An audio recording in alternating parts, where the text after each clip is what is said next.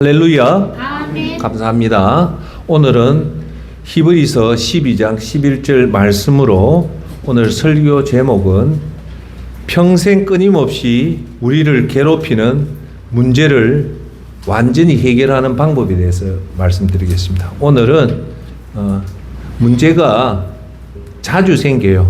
그래서 오늘은 이틀 동안 이 문제를 성경적인 방법으로 어떻게 해결하는가에 대해서 여러분이 꼭 배우시고 여러분한테 닥친 이 문제들을 이 성경의 기준으로 해결하는 시간을 갖도록 하겠습니다.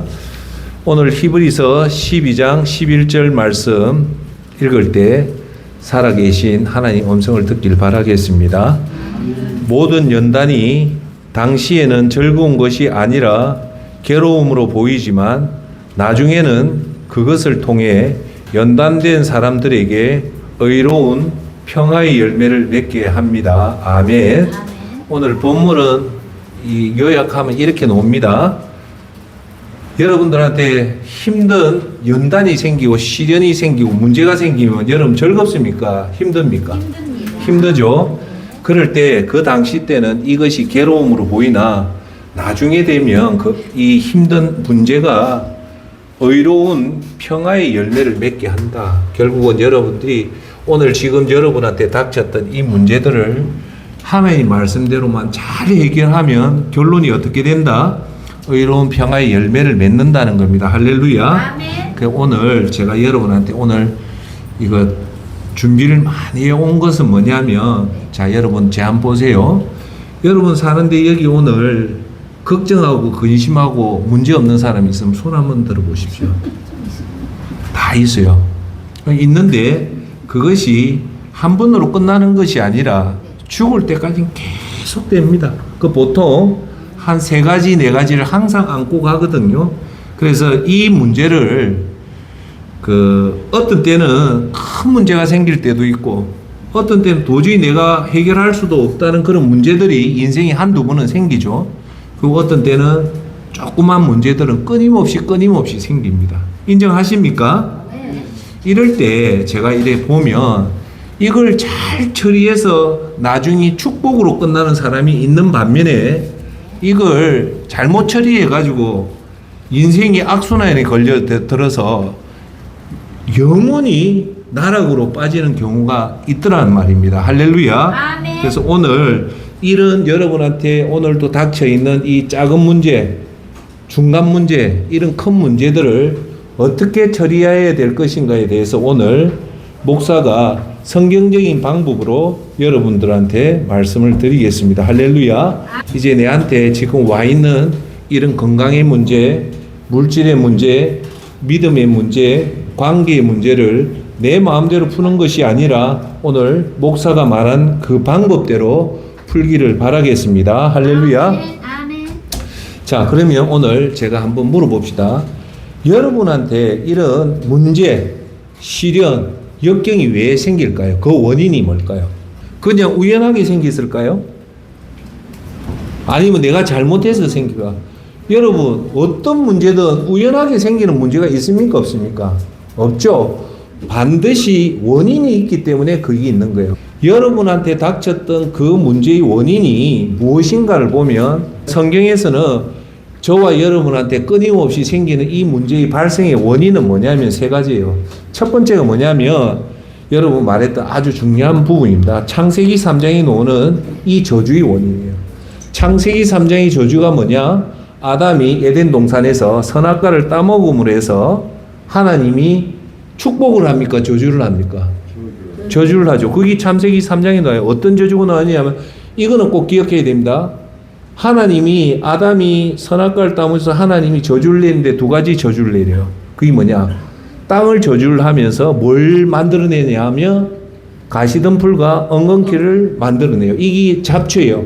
잡초는 여러분 죽을 때까지 잡초가 한 번 생기고 없어집니까? 그게 아니죠.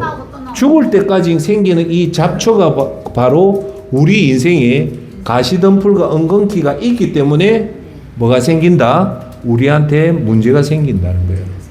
하나님이 인간한테 이 저주예요. 이 분명히 저주래요. 가시덤불의 저주와 엉겅퀴의 저주를 왜 하나님이 우리한테 줬을까요? 성경은 분명히 요한 1세에 얘기합니다. 하나님은 사랑이에요. 엄청난 우리가 생각으로 쫓아가지 못할 정도의 어마어마한 사랑의 하나님인데 이율배반이잖아요. 하나님이 우리를 이래 사랑하는데 죽을 때까지 무시무시한 이 가시덤불과 엉겅퀴는 우리가 견디기 힘들 정도의 이 저주거든요. 그러면 제가 질문할게요. 왜 이 하나님이 우리한테 이 저주를 줬을까요? 결국은 뭐냐면요. 여러분 사랑하기 때문입니다. 사랑해서 여러분한테 가시덤불과 엉겅퀴의 저주를 주는 거예요. 그걸 오늘 설교의 목적이에요. 잠언서 13장 24절에 이런 말이 나옵니다. 매를 아끼는 것은 자식을 사랑하지 않는 것이다. 자식을 사랑하는 사람은 훈계를 게을리하지 않는다.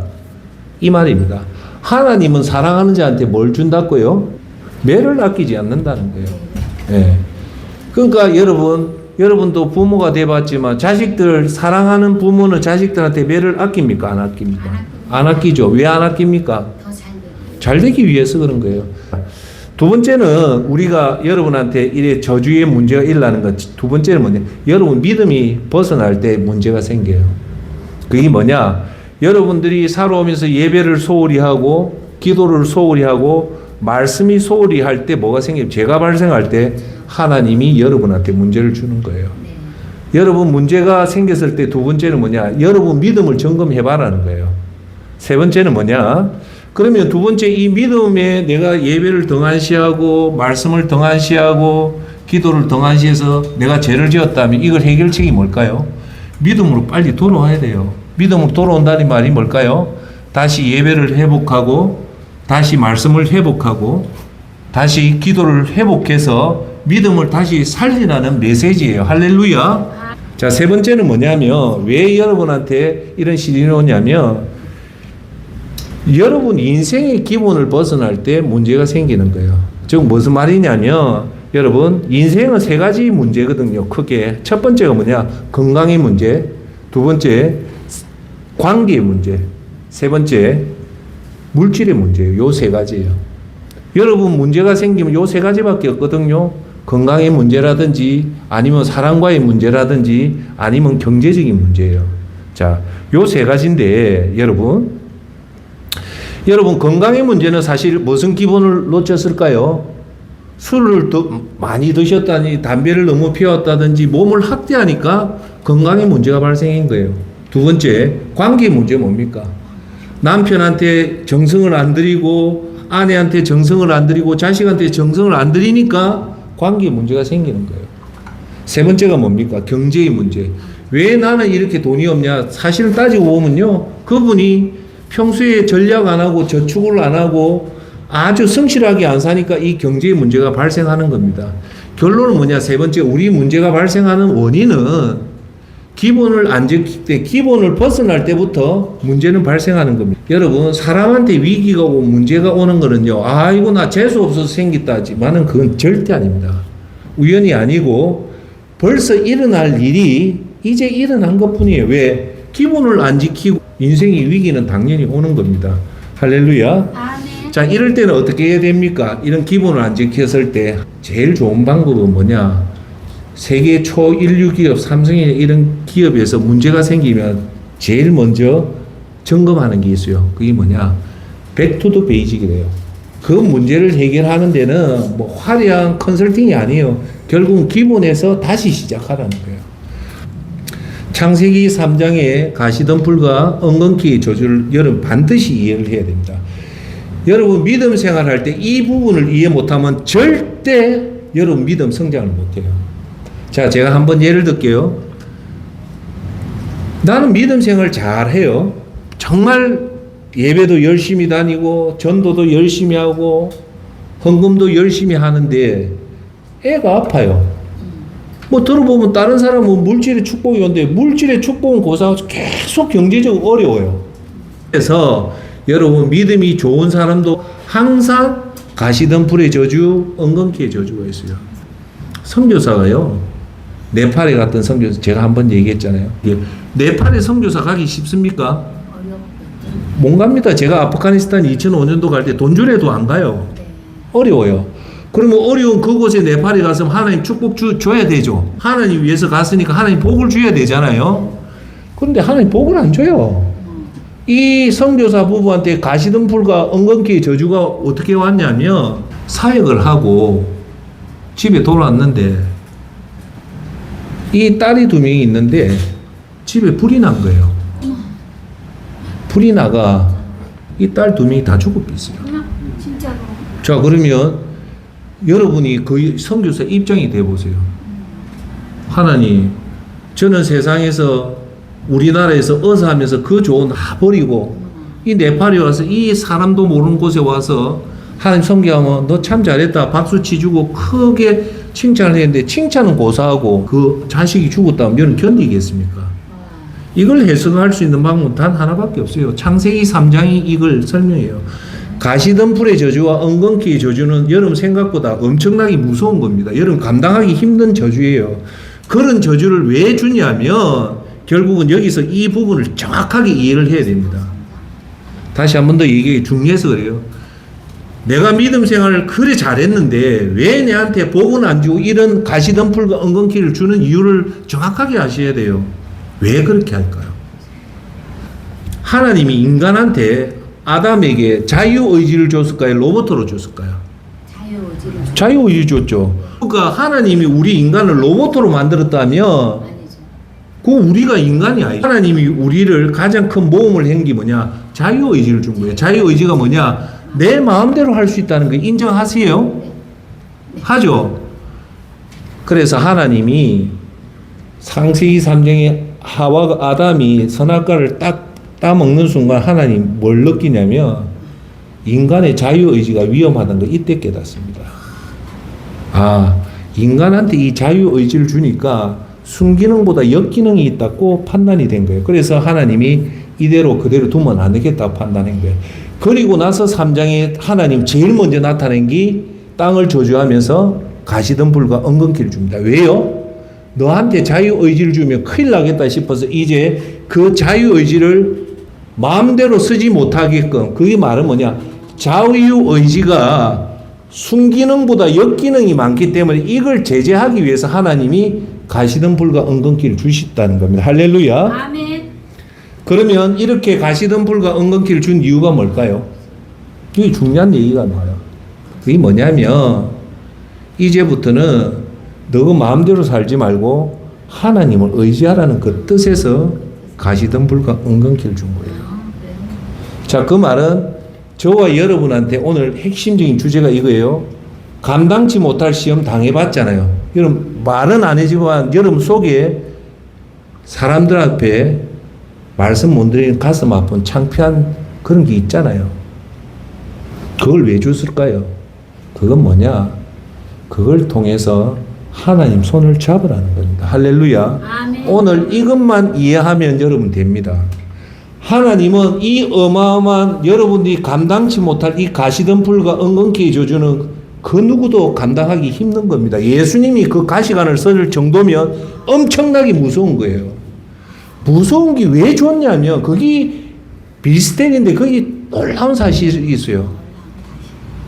그 아플 때 너가 힘으로 하지 말고 내 손을 잡고 나를 의지하면 내가 너를 보호해 주겠다는 겁니다. 할렐루야. 아멘. 그것만 깨달으면 돼요. 자, 그래서 성경은 하나님이 그 사랑의 하나님이 왜 이 어마어마한 사람이 가시에 한번 찔려보세요. 가시가 중동에 나는 가시는요 동아시아에 나는 가시하고 차원이 틀립니다. 거의 새하고 비슷해요. 그걸 한 이유가 예레미야서 29장 11절에 왜 가시를 주냐 얘기를 합니다. 중요한 말을 해요. 내가 너희를 위해 갖고 있는 계획들을 내가 알고 있으니 그것은 평안을 위한 계획이지 재앙을 위한 것이 아니며 너희에게 미래와 소망을 주기 위한 것이라고 분명히 말합니다. 할렐루야. 아멘. 예레미야서 29장은 이렇게 얘기해요. 너희한테 어마어마한 이 가시덤불과 엉겅퀴를 주는 이유는 재앙이 아니라는 거예요. 자, 아까 말했던 네팔 선교사의 그 2 자녀가 죽은 이유, 예수님을 잘 믿는 사람이 암이 걸린 이유, 예수님을 잘 믿은 사람이 하루 순간에 알거지가 되는 이유는 세상 사람은 뭐라고 봅니까? 그걸 재앙이라고 보죠. 근데 성경은 예레미야서는 분명히 그것은 재앙이 아니라 결국 뭐냐? 평안의 계획이라는 겁니다. 지금 눈에는 오늘 본문 주제가 뭡니까? 지금 눈에는 이 아픔이 아프지만 나중에는 은혜를 주겠다는 겁니다. 할렐루야. 아멘. 결국은 오늘 꼭 기억해야 될 것은 여러분 믿음 생활 잘했는데 저주가 올 때는 그럼 반드시 여러분 유익을 위한 거라는 걸 꼭 기억하시길 바랍니다. 이걸 조금 더 구체적으로 얘기한 게 로마서 5장 3절 4절이 이걸 부연 설명을 해줘요. 우리는 또한 환난 가운데도 기뻐합니다. 놀라운 말을 해요. 환난 가운데 기뻐합니다. 그 이유가 이는 환난은 인내를, 인내는 연단을, 연단은 소망을 이루는 줄을 알기 때문입니다. 여기서 로마서 5장에서 하는 말은 환난이 왔는데 기뻐한 이유를 지금 얘기를 하는 거예요. 그게 뭐냐?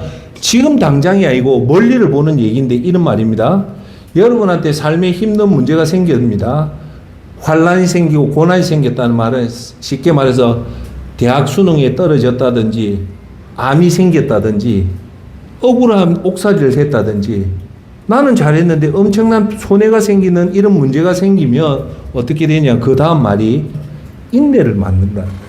여러분이 말하는 문제들이 오늘 생기면 오늘 해결한다고 내일 당장 해결될까요? 안 되죠. 중요한 문제일수록 시간이 오래 걸려요. 보통 1년, 2년까지 가는 문제도 있죠. 이 문제를 풀다 보면 뭐가 생긴다냐면 인내가 생긴다는 거예요. 할렐루야. 아멘. 그런데 이 인내는 또 뭐라냐면 연단을 이루고 연단이 소망을 이룬다는데 이게 뭐냐면 인내가 생기면 인내를 계속 하다 보면 오늘 이 단어를 기억하십시오. 인내를 계속하면 뭐가 생긴다고요? 연단이란 말이 나와요. 이 연단이란 말을 여러분 아십니까? 여러분들이 연단 당한다는 것은 믿음이 더 성숙해지고 믿음이 더 단단해진다는 뜻이 연단인 겁니다. 자, 왜냐하면 더 여러분의 믿음이 100점, 10점짜리 믿음이 이 연단을 통해서 100점이 되어 간다는 겁니다. 할렐루야. 이 연단을 통해서 가짜 예수 그리스도가 진짜 예수 그리스도로 변해진다는 겁니다. 할렐루야. 아멘. 이거는 마치 금속에 불에 달구면 달굴수록 금속이 어찌 됩니까? 단단해지죠. 예수님의 사람으로 훈련되어진다는 겁니다. 뭐를 통해서? 환난을 통해서, 문제를 통해서, 그걸 푸는 인내를 통해서 여러분들이 연단을 만든다는 겁니다. 할렐루야. 로마서 5장의 결론은 뭐냐? 그렇게 해서 믿음의 사람이 되면 결국은 천국에 소망을 가진다는 겁니다. 소망을 가진다. 그러면 그 소망이 뭔가? 천국 가서 이제 그 천국을 소망하는 그 소망이 생길 거예요. 그거예요. 이 땅 짧은데 잘 먹고 잘 살자는 것은 절대 성경에서 요구하는 게 아니에요. 로마서에서 말하는 것은 그렇게 해서 믿음이 생기면 이 땅에서 잘 먹는 것이 아니라 곧 맞이할 천국에 대한 소망을 가진다는 겁니다. 할렐루야. 여러분이 믿음이 아주 금빛같이 찬란한 성숙된 믿음, 성장된 믿음은 어떻게 할 때 만들어질까 하면 오늘 주제인 이거예요. 뭡니까? 문제를 통해서 여러분 믿음이 만들어진다는 겁니다. 할렐루야. 자, 예를 들어 볼게요. 인내하는 과정에서 여러분 믿음이 만들어지면서 누굴 만납니까? 예수님을 만나요. 여러분 어릴 때 여러분 자녀들한테 제일 성경 전략적으로 중요한 게 뭐냐면 애들이 어릴 때 기도해서 예수님을 만나면요. 이분은 절대 예수님을 안 떠납니다. 여러분 교회를 30년을 다녀도 예수님을 못 만나면요. 어떤 현상이 나타나는지 제가 직접 봤어요. 새벽 기도 나와서 옆에 있는 사람이 떠든다고 해가 그 입비께가 30년 다닌 교회를 떠나는 걸 내가 봤어요. 그 왜 그런가 합니까? 30년 교회를 다니면서 예수님을 못 만나면 그래 돼요. 즉, 이 문제는 여러분한테 주는 키워드는 뭐냐? 이 문제를 통해서 기도를 하다 보면 예수님을 만나면 여러분은 믿음은 자라납니다. 할렐루야. 아멘. 그래서 어려울 때마다 예수님한테 기도해서 예수님의 응답을 받으면 받을수록 그 사람은 강철 같은 믿음이 만들어진단 말입니다. 할렐루야. 아멘. 그러면 그 강철 같은 믿음이 만들어지면 어떤 모습이 나타날까요? 이 땅에서 돈 많이 벌고 이 땅에 자식 잘 되는 것에 목표를 둘까요? 아니에요. 진짜 믿음이 좋아지면요, 그때부터 내 시각이 예수님 시각으로 바뀌어요. 하나님 나와라, 하나님 의를 우선 구하고 내 자신이 낮아져서 예수님 영광을 위해서 만들어지는, 정말 천국에서 인정하는 그런 믿음을 만들어지는 겁니다. 할렐루야. 여러분, 세 가지를 꼭 기억하십시오. 첫 번째가 그 문제의 권한을 자기 자신으로 하는 게 제일 좋아요. 쉽게 말해서 문제가 생길 때 남 탓하지 말라는 거예요. 부모도 탓하지 말고, 옆에 주위 사람 탓하지 말고, 아내 탓하지 말고, 자식 탓하지 말고, 이 문제의 권한은 나한테서 출발하는 것으로 받아들이는 것이 건강한 그리스도인의 자세입니다. 할렐루야. 두 번째는 뭐냐면, 이 문제는요, 절대 성급하게 조급하게 빨리 해결할, 이 문제가 딱 보면 똑똑한 사람이 이 문제 해결에 시간을 정확하게 맞춰내요. 아, 이거는 한 1년 걸리는 문제다, 이거는 한 달짜리 걸리는 문제라고 대충 알아요. 그럴 때 제가 여러분한테 말씀드린 건, 그럴 때일수록 절대 문제 해결을 성급하게 조급하게 빨리 해결할 생각하지 말고, 6개월 걸릴 문제면 넓게 잡아서 1년 후에 이 문제가 해결된다고 생각하고 대응하는 게 좋습니다. 왜요? 여러분들이 시간을 빨리 이렇게 하면 절대 문제 앞에 초조하고 긴장하면 문제를 해결 못해요. 문제를 해결할 수 있는 가장 좋은 방법은 뭐냐? 평정심을 회복하는 게 제일 중요해요. 여러분들이 문제 앞에서도 불안감과 떨리는 것이 없이 평정심을 회복하면 뭐가 생기냐면 해결책을 쉽게 찾게 됩니다. 그래서 절대 두 번째, 문제가 올 때 조급하게 생각하지 마라. 세 번째는 자괴감에 빠지지 말라는 거예요. 쉽게 말해서 문제가 생기면 내 팔자가 와 이러노? 다른 사람들은 다 행복하게 사는 것 같아, 내만 이렇게 불행하다라는 자책감에 빠지게 됩니다. 그럴 때 절대 그런 생각 가지지 마시고, 이 사건을 통해서, 이 문제를 통해서, 이 일을 통해서 내가 예수님을 더 만나고 예수님의 믿음의 과정이 더 성숙되어진다는 그런 마음을 가지는 것이 중요합니다. 마태복음 10장 29절에 이런 말이 나옵니다. 참새 2마리가 한 아사리온 동전 1개에 팔리지 않느냐? 그러나 너희 아버지의 뜻이 아니면 그 가운데 한 마리도 땅에 떨어지지 않는다는 말은 뭐냐? 참새도 하나님이 허락해야만이 떨어진다는 거예요. 우연하게 떨어지지 않는다. 참새가 포수한테 맞아 죽을 때는 우연이 아니고, 그 조그만 참새도 하나님이 허락했기 때문에 그렇다. 자, 여러분들이 문제가 이렇게 닥쳤을 때 불안합니까? 자신감이 생깁니까? 100% 불안이죠. 그게 심하니까 사람들이 요즘 대한민국과 미국에서 제일 잘 팔리는 약이 뭘까요? 수면제입니다. 잠을 못 자요. 이 스트레스가 어마어마해서, 사실은 암도 이 스트레스거든요. 그러니까 우리 현대인들이 이 예수 그리스도의 진짜 복음을 모르니까 이걸 내 힘으로 싸우면, 여러분 성경은 이렇게 얘기합니다. 여러분 힘으로 살면 인생은 여러분이 책임을 져야 돼요. 하지만 여러분이 여러분의 문제를 예수님한테 맡기면 그 문제의 책임은 누구한테 있습니까? 예수님한테 있어요. 그걸 아셔야 돼요. 예. 자, 그러면 오늘 지금 말하는 이 6가지는 꼭 적어가지고, 적으세요. 적어가지고, 여러분 문제가 생기면 불안하고, 심지어는 엄청난 스트레스 때문에 이 잠을 못 잘 때 이 6가지를 계속 반복적으로 읽으면 성령님이 여러분 마음을 주장해서 이 불안과 공포에서 벗어날 수 있습니다. 할렐루야. 첫 번째는 뭐냐? 꼭 기억해야 될 것은, 이 문제, 여러분한테 닥친 문제는 혼자 해결하는 것이 아니라 예수님이 함께 한다는 시각을 꼭 가지십시오. 할렐루야. 이거 내 혼자 해결해야 된다면 거기에 초조함이 생기고 불안함이 생기죠. 근데 오늘 첫 번째 꼭 기억해야 될 것은, 이 문제가 생기면 여러분만이 하는 것이 아니라 반드시 예수님이 함께 한다는 것을 꼭 가지십시오. 할렐루야. 마태복음 28장 20절, 내가 세상 끝날까지 너희와 항상 함께 있을 거라는 겁니다. 예수님 뭐랍니까?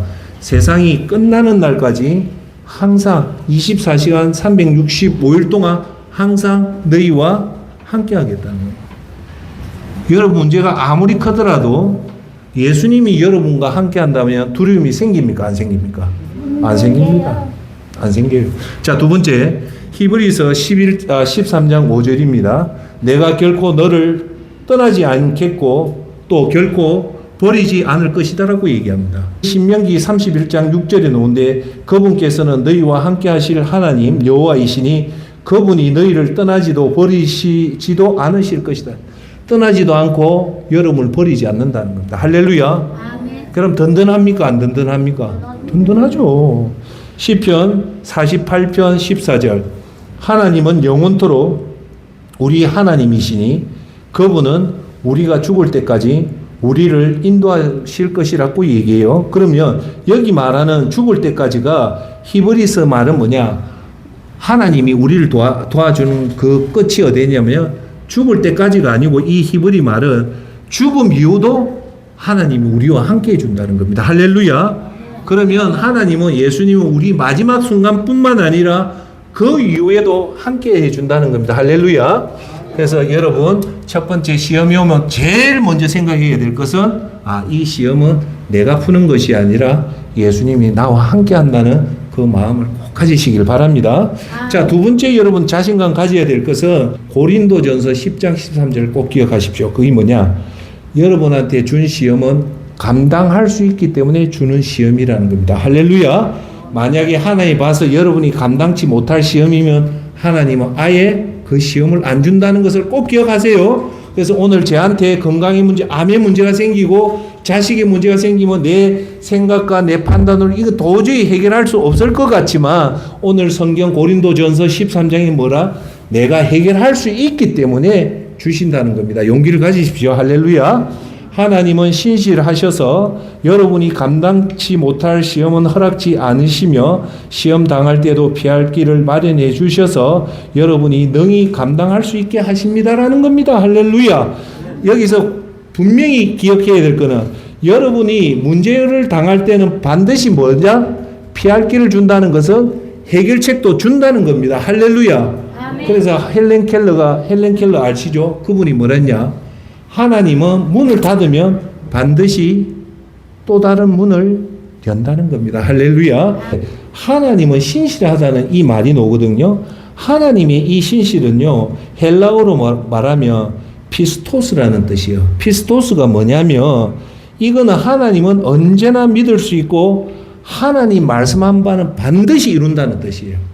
피스토스는 그러니까 뭐냐? 하나님은 우리가 피스토스의 하나님이란 것은 우리가 믿을 수 있고 하나님의 말씀은 반드시 이룬다는 뜻이 피스토스 신실하시니라는 거예요. 할렐루야. 그래서 이 말은 절대 우리를 감당할 수 없는 시험 속에 홀로 버려두지 않고 예수님이 반드시 우리와 함께 한다는 겁니다. 할렐루야. 아멘. 자, 세 번째 여러분 꼭 기억해야 될 것은 이 어려운 문제를 통해서 하나님은 여러분에게 믿음을 만들어준다는 겁니다. 할렐루야. 아멘.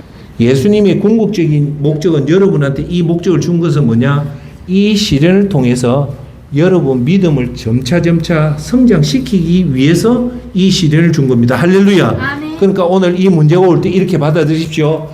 이제 내 믿음이 지금 당장 이 문제가 와서 너무 힘들지만 결국은 이 힘든 문제를 통해서 내 믿음이 한 차례 더 커진다는 것을 꼭 믿기 바랍니다. 할렐루야. 아멘. 자, 네 번째는 뭐냐면 문제에는 어떤 경우든 길이 있어요. 저는 꼭 어려울 때 요 말을 항상 저한테 얘기를 해요.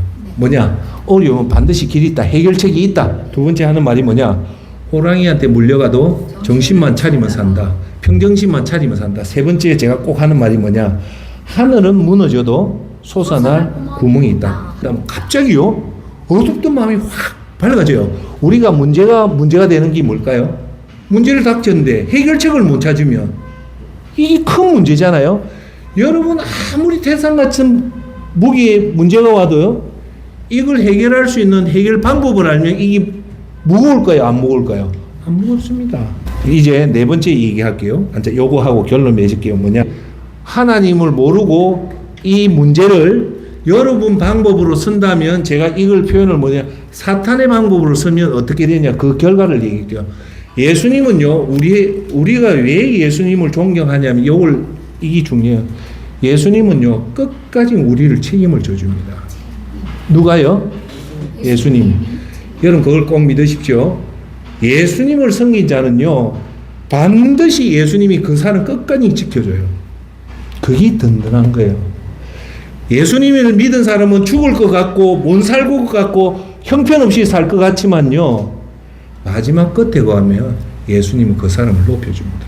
높여주는 정도가 뭐냐, 그 사람이 예수님을 믿은 만큼 예수님을 위해서 희생한 만큼 예수님 반드시 올려줍니다. 할렐루야. 아멘. 그런데 아무리 예수님을 잘 믿어도 그 믿음이 자기를 위해서 사용하고 자기를 위해서 한 거 그 사람한테 아무것도 없어요. 그래서 오늘 꼭 기억하십시오. 예수님을 위해서 헌신했던 모든 것은 반드시 끝에 가면 예수님을 여러분을 높이 치워줍니다. 할렐루야. 아멘. 반면에 오늘 기억하십시오. 사탄의 방법을 가면요 사탄도 처음은 예수님처럼 도와줍니다. 그런데 끝에 가면 사탄은요 철저하게 외면해 봅니다. 그 사람이 마지막 위기에 딱 가면요 자살해도 눈 하나 깜짝 안 합니다. 그러니까 사탄을 믿고 하면 나중에 그 삶이 비참해집니다. 그래서 여러분 영적 눈을 뜨십시오. 정말 우리가 한 번밖에 없는 인생을 성공적으로 살려면 딱 한마디만 할게요. 예수님 손만 꼭 붙잡으면 돼요. 그러면 예수님이 다 책임져 줍니다. 할렐루야. 아멘. 자, 오늘 문제의 가시 엉겅퀴가 생길 때 하나님 의도를 알아라 했습니다.